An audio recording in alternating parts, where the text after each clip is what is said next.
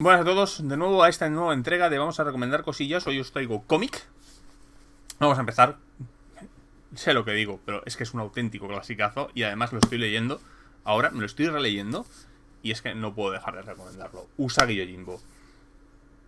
Una puta pasada. Es un cómic en estado puro. Presentándonos con animales antropomórficos un montón de historias y leyendas propias del mundo asiático, concretamente de Japón, en el cual el propio Usagi es la historia de Usagi y cómo se enfrenta a ciertas cosas. Maravilloso, mucho más fiel, o sea, son animales, pero no importa, es muy fiel a lo que se espera de las obras asiáticas, mucho más histórico que algunos mangas que presumen de serlo. Presentado de forma muy amena, muy didáctica, muy fácil de entender, con historias trepidantes, hacer resúmenes y presunciones y algunos para que la historia quede mejor y sea muy entendible para el público occidental. De hecho está muy pensada por el público occidental y creo que es una pasada. La serie es enorme. Este es el primero de los 2 tomos recopilatorios de Fantagraphics, que fue la primera editorial que editó. Después lo editó Dark Horse, que también tengo por ahí los 3 tomos que han sacado en español. En inglés creo que son 7, que recopilan los más de 40 volúmenes con las decenas y decenas de grapas que forman parte de esta enorme obra de Stan Sakai. Fascinante, con un montón de personajes muy chulos, carismáticos, brutales. Ya os digo, yo soy muy fan de Usagi Yojimbo desde que nunca lo había leído, lo conocía, porque no conocer Usagi Yojimbo, si te mueves un poco en el mundo del cómic, es raro no conocerlo, pero no lo había leído. Hace algunos años un colega me recomendó un número muy concreto, que es el de la espada del emperador, que creo que es el 17, del tomo 17, o sea, el arco argumental número 17. Me gustó tanto que me empecé a leer. Y cuando salieron estos tomos recopilatorios, vamos, los he ido comprando. El estilo de dibujo va cambiando, por cierto. Al principio es un poco tosco y lo va refinando con los números, O sea, los últimos... O sea, tened en cuenta que esto es una serie que lleva, ¿cuánto? 30, 40... 25 años dibujando. O sea, es que el propio Sakai ha aprendido muchas técnicas a lo largo de dibujar esto. O sea, y se le nota. Voy a recomendar algún manga también que tiene 40 o 50 años. Bueno, igual, pues tiene una retaila de años 40 o 50, ¿no? Pero que el propio autor, de hecho, dice que se tiene que esforzar en dibujar mal, porque ha aprendido a dibujar bien. Bueno, lo voy a recomendar ahora, ¿qué coño? ¿Dónde estás? Bueno, esto es un tomo avanzado, ¿vale? Que es el que llego. Que es Ikitousen, ¿vale? Ikitousen es una serie bastante particular. Te tiene que gustar mucho. Representa un mundo. Es una reinterpretación de la leyenda del romance de los 3 reinos, con cosas cambiadas. Y es interesante conocer. Creo que es uno de los baches de entrada para entender y apreciar bien esta serie. Si tienes que conocer el romance de los 3 reinos, porque juega mucho con lo que tú crees que vas a saber y lo que cambia. Y cómo cambia. Y hay personajes que de hecho dices, hostia, este personaje tendría que hacer esto, ¿por qué no lo está haciendo? Y de repente lo hace. O de repente, este personaje no tendría que hacer nada, este personaje debería hacer esto y no lo hace. Y de pronto dice, no, es que estoy intentando engañar a mi destino. Es una serie maravillosa. Sé que tiene muchos detractores, principalmente por el tono semierótico que puede llegar a tener en varias partes de la obra, y que es cierto.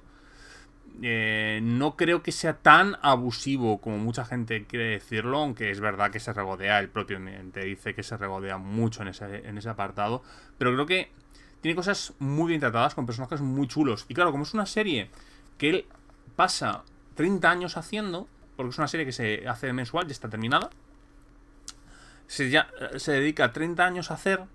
Hay un momento dado, al menos en la edición de Ibrea, que te habla de cómo está haciendo personajes nuevos, ¿no? Porque tú vas notando que faltan personajes para hacer. El romance de los 3 reinos es una obra tremenda. Y de hecho, te pasas mucho tiempo esperando que ocurra la batalla del acantilado rojo, ¿no? O de las murallas rojas, o depende de la traducción.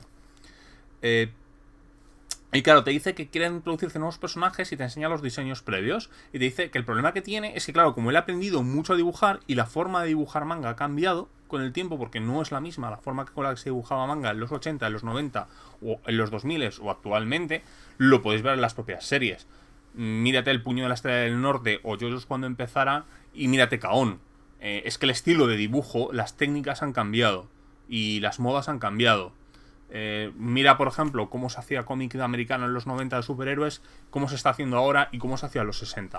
Es que ha cambiado el propio estilo. Y entonces te dice que él tiene que a veces esforzarse a dibujar peor para que los personajes viejos no canten delante de los personajes nuevos. Creo que es una serie mucho más interesante. Mira, no tenía previsto hablar de ella. Y es una serie tan interesante que a lo mejor, no sé, a lo mejor cuando termine todo esto me la vuelvo a releer ya con una especie de viaje comentado a la serie. Porque yo os digo, a mí me sorprendió. Me la regalaron los 2 primeros tomos. Yo decía, he visto el anime de esto y esto no va a ser muy allá. Y me sorprendió lo profundo que puede llegar a ser en cierto momento dado. Mucho más de lo que da a entender por el dibujo, las críticas o las ovas o las cosas muy raras que salen de Kitose. Lo otro es una pedazo de serie. Muy incomprendida, por cierto, porque la historial de publicación de esta serie en España es terrible. Y no solo en España, en todo el mundo. O sea, esta serie es un amas o odialo. 7 soldados de la victoria. Leer esta serie puede ser la cosa más gratificante o más infernal a la que os vais a enfrentar en vuestra vida. Estos son realmente 8 series que juntas crean un arco común. Esta edición que tengo yo, ¿vale? De 7 soldados a la victoria, esta es la publicada por ECC, en la cual viene el orden tal y como pensó Morrison que tienes que leer 7 soldados de la victoria. Pero, ¿por qué? Porque el este nos presenta primero un número introductorio en el que nos hablan de los 7 soldados originales y cómo fracasan. Y a continuación nos van a presentar cada una de las historias de los 7 soldados. Cada una está creada como en 2 pequeños microarcos, son 7 miniseries de 4 números, en el que nos van a hablar de cosas comunes a lo que se están enfrentando. Y uniendo todas esas piezas puedes entender un poco cómo pasa, pues como en los Vengadores de cinematográficos, cuando se juntan el que ha pasado.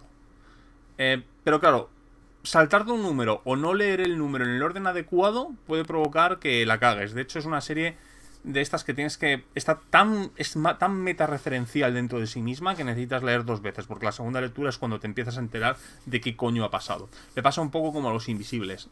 La primera vez que lo lees es un acto de fe.